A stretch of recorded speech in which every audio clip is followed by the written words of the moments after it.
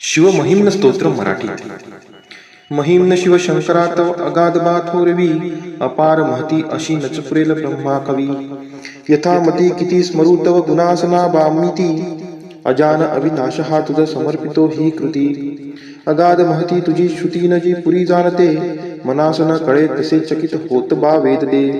न व्यक्त जगती तुझे सत्स्वरूप साकारतो, कवित्व बघ तोकडे तव गुणासना पारतो. महिम्न नचही सुधा मधुरती शिवा आवडे, जरी पुढती ब्रह्मतो नवल नया तया भासते. पतित मज पावन्या मन रमो तुझे गायनी, कृतार्थ कर शंकरा त्रिपुर्त ग्राहका जीवनी. जगी जनक ब्रह्मतो जगत जीवना श्रीहरी, शिवा विलय साधसे कथित वेद हे तीनही. त्रिकाल तव रूप बा बुध जनास संमोहना, अजान तुझला कसे सकल जानती सांगना. कशास जग निर्मिले नच कुणासही आकळे, भ्रमात पडता जग शिव कधी कुणा न मिळे. कृतर्क बग संभ्रवी विचल भाविकांना करे, जगात मुळका कुणा गवसले नदीचे बरे. जगात ऋतुचक्रनी विविध रंगसृष्टी तले, चराचरही निर्मिशी अतिसुरेख वेली फुले. महेश बहुरूपता प्रणद रम्य ही भोवती, दरी कळत नास्तिका पडत मूर्खते भांडती. त्रिवेद शिव पंथ तो कपिल सांख्यना योग बा, रुचे पशुपती सचो विविध तो गमे वैष्णवा. अखेर शिव सागरी सकल पंथ समावती, दसा सकल त्या नद्या धवल सिंधूला भेटती. जयास खटवांग ही परुष भस्म नदी प्रिया, करात कवटी धरी अजिन सर्प शोभे जया. शिवा वरद आत्मजा उघडे नेत्र आता तरी, कृपाळू शिव तोषता सकल सिद्धी लाभे करी. अशा शत्व जगास या परमतत्व मानी कुणी, कुणास सत भासते असत सांगती ते कुणी. आता त्रिपुर नाशका शरण येते चक्रावनी, शिवशरण येते जो सकल पावतो जीवनी. वितर्क घडता हरी जनक अग्रीला मापिती, महिम्न कळता तुझे षट्रिपू झनी त्यागती. बघा षट्रिपू कसे करीत मानवाची स्थिती, शिडा विनची तारू ते किती भवसागरी धावती. शिवास शिर पंकजा विमल आपुले वाहता, म्हणून शिव देतसे अभय रावणा तोषता. त्रिलोक जग जिंकता जणू अजय लंकापती, विनम्र शरणागत सकल अर्पितो श्रीपती.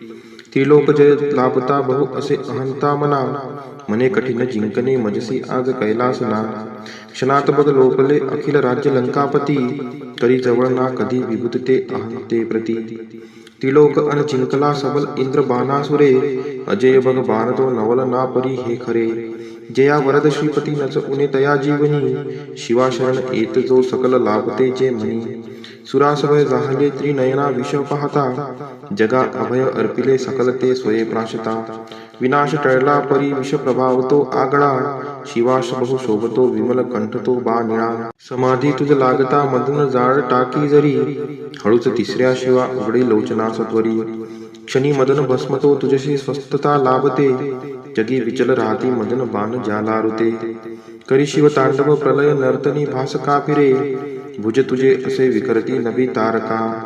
जटा चटकता भये पळती स्वर्गीच्या देवता, शिवासलय सृष्टीचा नच गमे खरा रक्षिता. जटेत बघ शोभते धवल शुभ्रती गोमती, गगन दिव्यती तव शिरात बिंदू प्रती. शिवे भगीरथा प्रती धरितीसी तिला आणले, जगात द्विप्त सासते बहुत साजरी शोभले. सदाशिव करी गमे बहुधनुष्य मेरू महा, तुझ्या धरतीच्या रथी रवी व चंद्रे चक्रे पहा.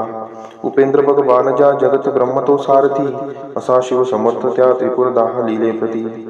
शिवानीत सहस्त्रते कमल पुष्प वाहे हरी, क्षयी नयन अर्पिले कमल एका होता कमी. हरिस शिव तोषणा नित सुदर्शना अर्पिले, करात बघ विष्णूला जगत रक्षणा शोभले. सदाशिव समर्थ तो सकल जाणतो भावना, मनात तरी वासना नच फळेल आराधना. विषाद जगती वृथा अडळ ठेव शब्दा मनी मना, फळती यज्ञ ते श्रुतीस जाणता जीवनी. शिव सकल अर्पितो प्रमुख यज्ञ श्री दक्षतो, परितव कृपा नसे तर कसा फळे यज्ञ तो. शिवास अपमान तो सकल नाश होतो तिथे, तिथेच शिव नांदतो विमल भाव भक्ती जिथे. पिताच बघ भाडतो विमल शारदेच्या वरी, बनोन मृग ब्रह्मतो विचल धावतो सद्वरी. शिवास नचहे रुचे शिव बने क्षणी व्याधतो, नभात शिव बाणतो नित मृगाकडे धावतो. क्षणी मदन जाळीला नित धनुष्य ज्याचे करी, असा मदन भस्मतो तृण जळे तसे सत्वरी. तपास शिव पावता प्रिय तुला सदा पार्वती, शिवास वश मानिते नच अजान स्त्री मुक्तती. शिव सतत सोबती विहरता स्मशानी भूते, गळात नर मुंडकी तनुस भस्मते शोभते. भयावह स्वरूप हे वरदची कमे सेवका, अमंगल दिशेपरी परमंगल भाविका. समाधी जप साधना करीती नित्य योगी जटे, फुले सुखद भावना तनुसरम्य काटा फुटे. अरानयनी पाजरे शिव सरोवरी टुंबती, शिवासम नसे जग परमतत्व बा सांप्रती. महेश रवी चंद्रमा जन समीरन आपतू, तुझा धरती आत्मजा गगन तेज जी अग्नितू. असाच शिव ज्ञान तो सीमित ते बुधा भासते, शिवाविन नसे जगी अमृतस्व विश्वात ते. महिम्नच वर्णवे म्हणती वेद ते तीनही, तसेच नसती त्या बगकळे अवस्थेसही. परिशिवत्री वेदनी त्रिभुवनात साकारतो, ध्वनी प्रणत ब्रह्मतो शिव स्वरूप ओंकारतो. भवरुद्र तो पशुपती शव उग्रतो, शिवष्टकची भीमतो अनतयात ईशानतो. जगी सकल देवता श्रुती तुला नमिते खरे, सतेज शिव रूपते प्रियतया नमो आदरे. स्वरूप अनुचे परी नभ शिवा पडे ठेंगणे, सदा वसंत अंतरी प्रिय तुला अनंतावने. लहान अन थोर तू त्रिनयना सखा भाविका, वसे जवळ दूर तू नमन घे सर्वात्मका. रजोगुण वसे बहु जनक त्या भवा वंदितो, तमोगुण वसे बहु हर अशा शिवा वंदितो. जगी सुगत तत्व तू बहुगुणी गुणा वंदितो, शिवा सकल यज्ञ तू परम निर्गुणा वंदितो. जरी विचल या मना चरण हे तुझे लाभले, तयास खुळका शिवे रजत कांचनाचे भले. असा चकित होतसे सबळ प्रेरणा जहाली, कवित्व सुमने तुला वरद शंकरा वाहिली. विशालगिरी काळजा सकल ओतले सागिरी, करी सुरतरू बघा सरळ लेखनी साजरी. जरी विमल शारदा धरती पत्र खे लेखना, अहर्निश लिही तरी शिव कुणास तो पारणा. शिवास भजती पहा ऋषी प्रभू तसे दैत्य ते, श्री सगुण निर्गुण धवल चंद्रिका शोभते. शिवस्तवन अर्पिता मधुर अमृताचे परी, महिम्न रचना जगी अमर पुष्पांगता करी. की निर्मल महिम्न हे पठन जो करी, आदरे विशुद्ध मन ठेवता नित शिवास जो का. स्मरे बनेल शिवरुद्र तो शिव जगी तया स्थानते, जगात धन कीर्ती ना विमल संतती लाभते. महेश तुझिया नच बळी तुझी देवता, गिरीश महिमा परी नच बरा तुझा तारता. सदाशिव कुरुपरी अमर तत्वना जीवनी, खरा शिवची मंत्र तो भुवनात संजीवनी. मिळेल बहु पुण्यबा पठत या महिमनास ते, करीत सगळ्या क्रिया मिळत एक सोळांश ते. तपात बसता दिले बहुत दान दीक्षा जरी, तथा भ्रमण भुवरी सकल तीर्थ केले जरी. मिळेल शिव भक्त का जगती पुष्प पदन तांप्रती, महान रूप शोभतो सकल यक्ष ते मानिती. शिवा शरण येत तो शिव तयावरी कोपता, महिम्न तव दिव्य हे रचित लोपते भ्रष्टता. महिम्न विनये खरे पठन रोज केली कृती, शिवा समीप पोचवी खडवी स्वर्ग मोक्षाप्रती. महिम्न वरदान हे ऋषी मुनी तया पूज्यते, असे सुफल स्तोत्र नच ठरे कधी व्यर्थते. सुशब्द सुमने पूजा शिव पदावरी वाहता, सदा शिवची पाचवतो शिव महेश माझा पिता. न तत्वतव जाणतो शिव कसा मला न कळे, परिणमन त्या शिवा मज स्वरूप जे का कळे. जरी पठन एकदा द्वय की तीनदा जो करे, हरी सकल पाप तो शिव जगात जागतो खरे. शिवस्तवन ही सुधा अमर पुष्प दंताकृती, हरी सकल पापची प्रिय शिवा असे फारती. करीत पाठ जो घडत एकाग्रता, शिव पावतो सकल सृष्टीची देवता. शिव संस्थन पूर्णबा जनक श्रेष्ठ गंधर्वची, मनोहरची पुण्यदा अनुपमेय हे सत्यची. सदाशिव सुता गमे अमर दिव्य वाणी खरी, शिवार्पण असो सदा सकल दुःख चिंता हरी. इति श्री पुष्पदंत विरचित शिव महिम्न स्तोत्र संपूर्णम्. ओम त्र्यंबकं यजामहे सुगंधिं पुष्टिवर्धनम्, उर्वारुकमिव बन्धनान् मृत्युर्मोक्षीयमामृतात्. ओम त्र्यंबकं यजामहे सुगंधिं पुष्टिवर्धनम्, उर्वारुकमिव बन्धनान् मृत्युर्मोक्षीयमामृतात्. ओम त्र्यंबकं यजामहे सुगंधिं पुष्टिवर्धनम्, उर्वारुकमिव बन्धनान् मृत्युर्मोक्षीयमामृतात्.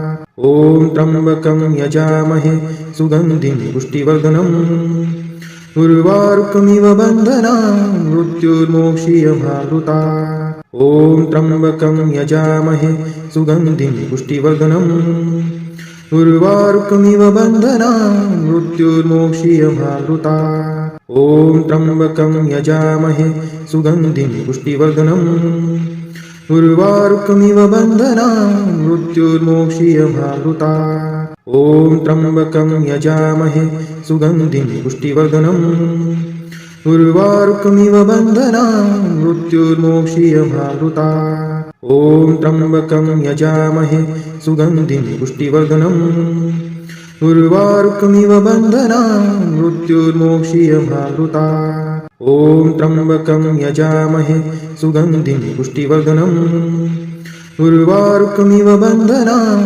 मृत्युर्मोक्षीयमामृता ॐ त्र्यम्बकं यजामहे सुगन्धिं पुष्टिवर्धनम् उर्वारुकमिव बन्धनान् मृत्युर्मोक्षीयमामृता ॐ त्र्यम्बकं यजामहे सुगन्धिं पुष्टिवर्धनम् उर्वारुकमिव बन्धनान् मृत्युर्मोक्षीयमामृता ॐ त्र्यम्बकं यजामहे सुगन्धिं पुष्टिवर्धनम् उर्वारुकमिव बन्धनान् मृत्युर्मोक्षीयमामृता ॐ त्र्यम्बकं यजामहे सुगन्धिं पुष्टिवर्धनम् उर्वारुकमिव बन्धनान् मृत्युर्मोक्षीयमामृता ॐ त्र्यम्बकं यजामहे सुगन्धिं पुष्टिवर्धनम् उर्वारुकमिव बन्धनान् मृत्युर्मोक्षीयमामृता ॐ त्र्यम्बकं यजामहे सुगन्धिं पुष्टिवर्धनम् उर्वारुकमिव बन्धनान् मृत्युर्मोक्षीयमामृता ॐ त्र्यम्बकं यजामहे सुगन्धिं पुष्टिवर्धनम् उर्वारुकमिव बन्धनान् मृत्युर्मोक्षीयमामृता ॐ त्र्यम्बकं यजामहे सुगन्धिं पुष्टिवर्धनम् उर्वारुकमिव बन्धनान् मृत्युर्मोक्षीयमामृता ॐ त्र्यम्बकं यजामहे सुगन्धिं पुष्टिवर्धनम् उर्वारुकमिव बन्धनान् मृत्युर्मोक्षीयमामृता ॐ त्र्यम्बकं यजामहे सुगन्धिं पुष्टिवर्धनम् उर्वारुकमिव बन्धनान् मृत्युर्मोक्षीयमामृता ॐ त्र्यम्बकं यजामहे सुगन्धिं पुष्टिवर्धनम् उर्वारुकमिव बन्धनान् मृत्युर्मोक्षीयमामृता ॐ त्र्यम्बकं यजामहे सुगन्धिं पुष्टिवर्धनम् उर्वारुकमिव बन्धनान् मृत्युर्मोक्षीयमामृता ॐ त्र्यम्बकं यजामहे सुगन्धिं पुष्टिवर्धनम् उर्वारुकमिव बन्धनान् मृत्युर्मोक्षीयमामृता ॐ त्र्यम्बकं यजामहे सुगन्धिं पुष्टिवर्धनम् उर्वारुकमिव बन्धनान् मृत्युर्मोक्षीयमामृता ॐ त्र्यम्बकं यजामहे सुगन्धिं पुष्टिवर्धनम् उर्वारुकमिव बन्धनान् मृत्युर्मोक्षीयमामृता ॐ त्र्यम्बकं यजामहे सुगन्धिं पुष्टिवर्धनम् उर्वारुकमिव बन्धनान् मृत्युर्मोक्षीयमामृता ॐ त्र्यम्बकं यजामहे सुगन्धिं पुष्टिवर्धनम् उर्वारुकमिव बन्धनान् मृत्युर्मोक्षीयमामृता ॐ त्र्यम्बकं यजामहे सुगन्धिं पुष्टिवर्धनम् उर्वारुकमिव बन्धनान् मृत्युर्मोक्षीयमामृता ॐ त्र्यम्बकं यजामहे सुगन्धिं पुष्टिवर्धनम् उर्वारुकमिव बन्धनान् मृत्युर्मोक्षीयमामृता ॐ त्र्यम्बकं यजामहे सुगन्धिं पुष्टिवर्धनम् उर्वारुकमिव बन्धनान् मृत्युर्मोक्षीयमामृता ॐ त्र्यम्बकं यजामहे सुगन्धिं पुष्टिवर्धनम् उर्वारुकमिव बन्धनान् मृत्युर्मोक्षीयमामृता ॐ त्र्यम्बकं यजामहे सुगन्धिं पुष्टिवर्धनम् उर्वारुकमिव बन्धनान् मृत्युर्मोक्षीयमामृता ॐ त्र्यम्बकं यजामहे सुगन्धिं पुष्टिवर्धनम् उर्वारुकमिव बन्धनान् मृत्युर्मोक्षीयमामृता ॐ त्र्यम्बकं यजामहे सुगन्धिं पुष्टिवर्धनम् उर्वारुकमिव बन्धनान् मृत्युर्मोक्षीयमामृता ॐ त्र्यम्बकं यजामहे सुगन्धिं पुष्टिवर्धनम् उर्वारुकमिव बन्धनान् मृत्युर्मोक्षीयमामृता ॐ त्र्यम्बकं यजामहे सुगन्धिं पुष्टिवर्धनम् उर्वारुकमिव बन्धनान् मृत्युर्मोक्षीयमामृता ॐ त्र्यम्बकं यजामहे सुगन्धिं पुष्टिवर्धनम् उर्वारुकमिव बन्धनान् मृत्युर्मोक्षीयमावृता ॐ त्र्यम्बकं यजामहे सुगन्धिं पुष्टिवर्धनम् उर्वारुकमिव बन्धनान् मृत्युर्मोक्षीयमावृता ॐ त्र्यम्बकं यजामहे सुगन्धिं पुष्टिवर्धनम् उर्वारुकमिव बन्धनान् मृत्युर्मोक्षीयमावृता ॐ त्र्यम्बकं यजामहे सुगन्धिं पुष्टिवर्धनम् उर्वारुकमिव बन्धनान् मृत्युर्मोक्षीयमावृता ॐ त्र्यम्बकं यजामहे सुगन्धिं पुष्टिवर्धनम् उर्वारुकमिव बन्धनान् मृत्युर्मोक्षीयमावृता ॐ त्र्यम्बकं यजामहे सुगन्धिं पुष्टिवर्धनम् उर्वारुकमिव बन्धनान् मृत्युर्मोक्षीयमावृता ॐ त्र्यम्बकं यजामहे सुगन्धिं पुष्टिवर्धनम् उर्वारुकमिव बन्धनान् मृत्युर्मोक्षीयमावृता ॐ त्र्यम्बकं यजामहे सुगन्धिं पुष्टिवर्धनम् उर्वारुकमिव बन्धनान् मृत्युर्मोक्षीयमावृता ॐ त्र्यम्बकं यजामहे सुगन्धिं पुष्टिवर्धनम् उर्वारुकमिव बन्धनान् मृत्युर्मोक्षीयमावृता ॐ त्र्यम्बकं यजामहे सुगन्धिं पुष्टिवर्धनम् उर्वारुकमिव बन्धनान् मृत्युर्मोक्षीयमावृता ॐ त्र्यम्बकं यजामहे सुगन्धिं पुष्टिवर्धनम् उर्वारुकमिव बन्धनान् मृत्युर्मोक्षीयमावृता ॐ त्र्यम्बकं यजामहे सुगन्धिं पुष्टिवर्धनम् उर्वारुकमिव बन्धनान् मृत्युर्मोक्षीयमावृता ॐ त्र्यम्बकं यजामहे सुगन्धिं पुष्टिवर्धनम् उर्वारुकमिव बन्धनान् मृत्युर्मोक्षीयमावृता ॐ त्र्यम्बकं यजामहे सुगन्धिं पुष्टिवर्धनम् उर्वारुकमिव बन्धनान् मृत्युर्मोक्षीयमावृता ॐ त्र्यम्बकं यजामहे सुगन्धिं पुष्टिवर्धनम् उर्वारुकमिव बन्धनान् मृत्युर्मोक्षीयमावृता ॐ त्र्यम्बकं यजामहे सुगन्धिं पुष्टिवर्धनम् उर्वारुकमिव बन्धनान् मृत्युर्मोक्षीयमावृता ॐ त्र्यम्बकं यजामहे सुगन्धिं पुष्टिवर्धनम् उर्वारुकमिव बन्धनान् मृत्युर्मोक्षीयमावृता ॐ त्र्यम्बकं यजामहे सुगन्धिं पुष्टिवर्धनम् उर्वारुकमिव बन्धनान् मृत्युर्मोक्षीयमावृता ॐ त्र्यम्बकं यजामहे सुगन्धिं पुष्टिवर्धनम् उर्वारुकमिव बन्धनान् मृत्युर्मोक्षीयमावृता ॐ त्र्यम्बकं यजामहे सुगन्धिं पुष्टिवर्धनम् उर्वारुकमिव बन्धनान् मृत्युर्मोक्षीयमावृता ॐ त्र्यम्बकं यजामहे सुगन्धिं पुष्टिवर्धनम् उर्वारुकमिव बन्धनान् मृत्युर्मोक्षीयमावृता ॐ त्र्यम्बकं यजामहे सुगन्धिं पुष्टिवर्धनम्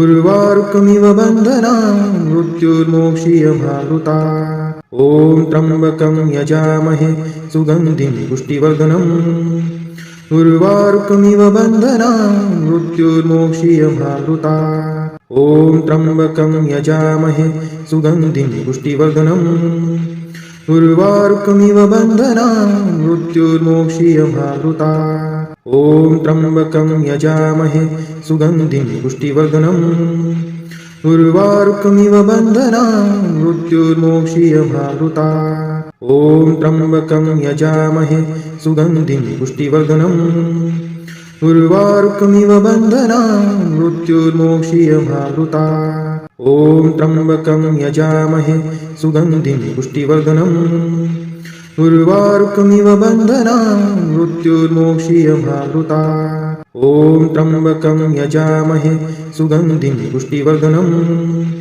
उर्वारुकमिव बन्धनान् मृत्युर्मोक्षीयमावृता ॐ त्र्यम्बकं यजामहे सुगन्धिं पुष्टिवर्धनम् उर्वारुकमिव बन्धनान् मृत्युर्मोक्षीयमावृता ॐ त्र्यम्बकं यजामहे सुगन्धिं पुष्टिवर्धनम् उर्वारुकमिव बन्धनान् मृत्युर्मोक्षीयमामृतात् ॐ त्र्यम्बकं यजामहे सुगन्धिं पुष्टिवर्धनम् उर्वारुकमिव बन्धनान् मृत्युर्मोक्षीयमामृतात् ॐ त्र्यम्बकं यजामहे सुगन्धिं पुष्टिवर्धनम् उर्वारुकमिव बन्धनान् मृत्युर्मोक्षीयमामृतात् ॐ त्र्यम्बकं यजामहे सुगन्धिं पुष्टिवर्धनम् उर्वारुकमिव बन्धनान् मृत्युर्मोक्षीयमामृतात् ॐ त्र्यम्बकं यजामहे सुगन्धिं पुष्टिवर्धनम्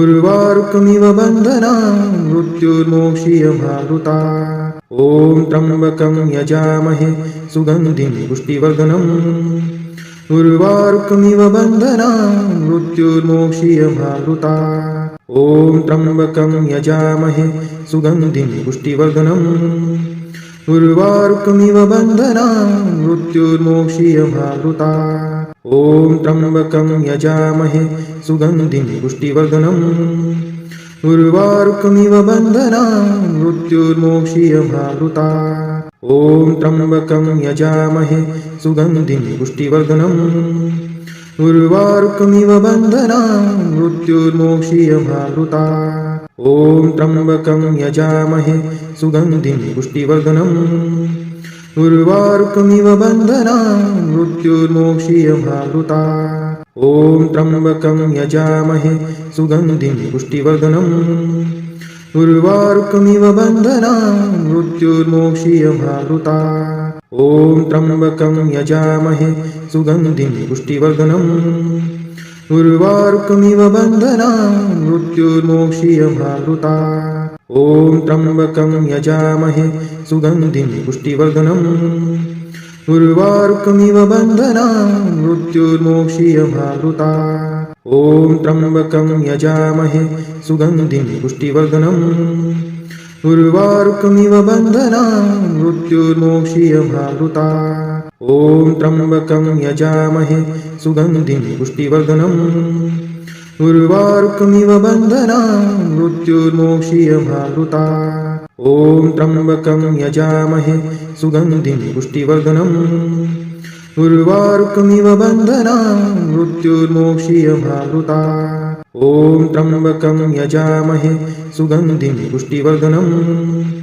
उर्वारुकमिव बन्धनान् मृत्युर्मोक्षीयमामृतात् ॐ त्र्यम्बकं यजामहे सुगन्धिं पुष्टिवर्धनम् उर्वारुकमिव बन्धनान् मृत्युर्मोक्षीयमामृतात् ॐ त्र्यम्बकं यजामहे सुगन्धिं पुष्टिवर्धनम् उर्वारुकमिव बन्धनान् मृत्युर्मोक्षीयमामृतात् ॐ त्र्यम्बकं यजामहे सुगन्धिं पुष्टिवर्धनम् उर्वारुकमिव बन्धनान् मृत्युर्मोक्षीयमामृतात् ॐ त्र्यम्बकं यजामहे सुगन्धिं पुष्टिवर्धनम् उर्वारुकमिव बन्धनान् मृत्युर्मोक्षीयमामृतात् ॐ त्र्यम्बकं यजामहे सुगन्धिं पुष्टिवर्धनम् उर्वारुकमिव बन्धनान् मृत्युर्मोक्षीयमामृतात् ॐ त्र्यम्बकं यजामहे सुगन्धिं पुष्टिवर्धनम्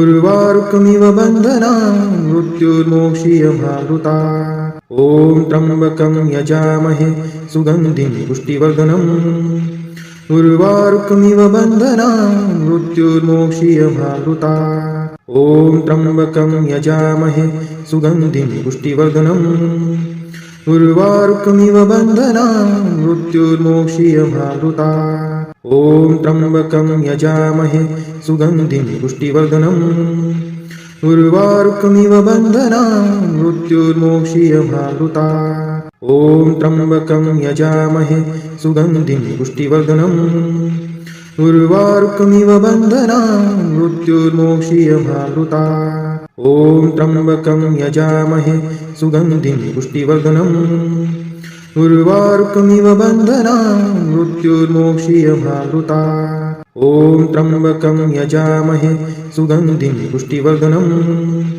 उर्वारुकमिव बन्धनान् मृत्युर्मोक्षीयमावृता ॐ त्र्यम्बकं यजामहे सुगन्धिं पुष्टिवर्धनम् उर्वारुकमिव बन्धनान् मृत्युर्मोक्षीयमावृता ॐ त्र्यम्बकं यजामहे सुगन्धिं पुष्टिवर्धनम् उर्वारुकमिव बन्धनान् मृत्युर्मोक्षीयमावृता ॐ त्र्यम्बकं यजामहे सुगन्धिं पुष्टिवर्धनम् उर्वारुकमिव बन्धनान् मृत्युर्मोक्षीयमावृता ॐ त्र्यम्बकं यजामहे सुगन्धिं पुष्टिवर्धनम् उर्वारुकमिव बन्धनान् मृत्युर्मोक्षीयमावृता ॐ त्र्यम्बकं यजामहे सुगन्धिं पुष्टिवर्धनम् उर्वारुकमिव बन्धनान् मृत्युर्मोक्षीयमावृता ॐ त्र्यम्बकं यजामहे सुगन्धिं पुष्टिवर्धनम्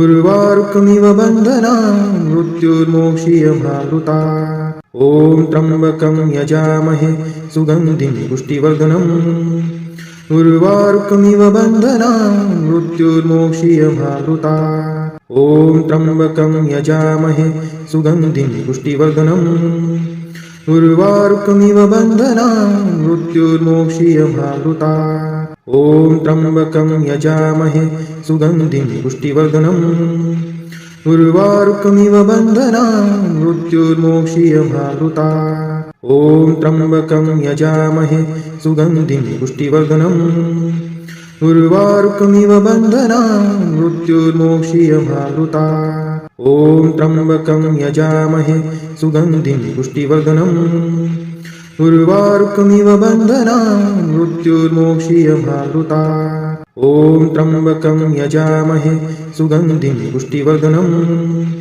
उर्वारुकमिव बन्धनान् मृत्युर्मोक्षीयमावृता ॐ त्र्यम्बकं यजामहे सुगन्धिं पुष्टिवर्धनम् उर्वारुकमिव बन्धनान् मृत्युर्मोक्षीयमावृता ॐ त्र्यम्बकं यजामहे सुगन्धिं पुष्टिवर्धनम् उर्वारुकमिव बन्धनान् मृत्युर्मोक्षीयमावृता ॐ त्र्यम्बकं यजामहे सुगन्धिं पुष्टिवर्धनम् उर्वारुकमिव बन्धनान् मृत्युर्मोक्षीयमावृता श्री शिवस्तोत्र स्तोत्र शतनामावली। ओम शिवाय नमः।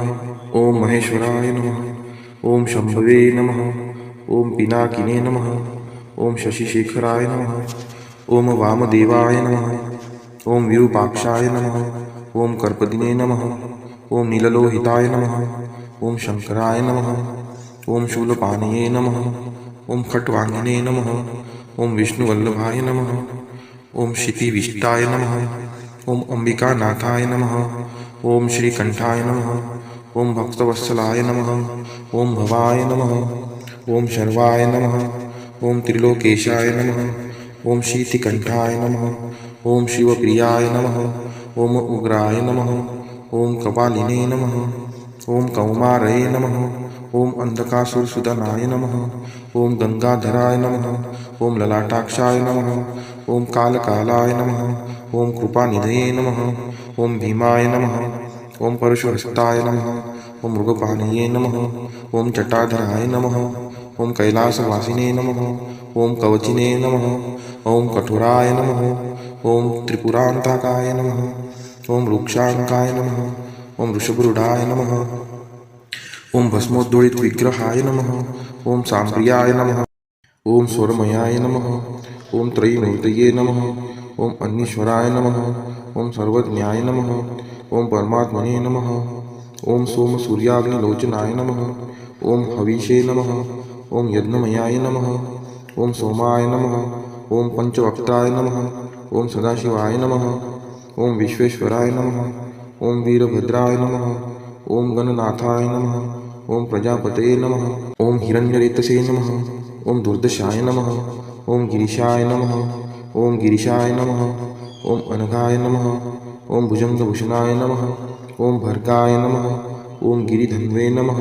ओम गिरिप्रियाय नमः। ओम कृतिवाससे नमः। ओम पुरारातये नमः। ओम भगवते नमः। ओम प्रमाथिदीपाय नमः। ओम मृत्युंजयाय नमः। ओम सूक्ष्मतन्वे नमः। ओम जगद्व्यापिने नमः। ओम जगद्गुरुवे नमः। ओम व्योमकेशाय नमः। ओम महासेनजनकाय नमः। ओम चारुविक्रमाय नमः। ओम रुद्राय नमः। ओम भूतपये नमः। ओम स्थानवे नमः। ओम अहिर्बुज्ञाय नमः। ओम दिगंबराय नमः। ओम अष्टमूर्तये नमः। ओम अनिकात्मते नमः। ओम सात्विकाय नमः। ओम शुद्धविग्रहाय नमः। ओम शाश्वताय नमः। ओम खंडपरशवे नमः। ओम अजाय नमः। ओम पाशविमोचकाय नमः। ओम मुंडाय नमः। ओम पशुपतये नमः। ओम देवाय नमः। ओम महादेवाय नमः। ओम अव्ययाय नमः।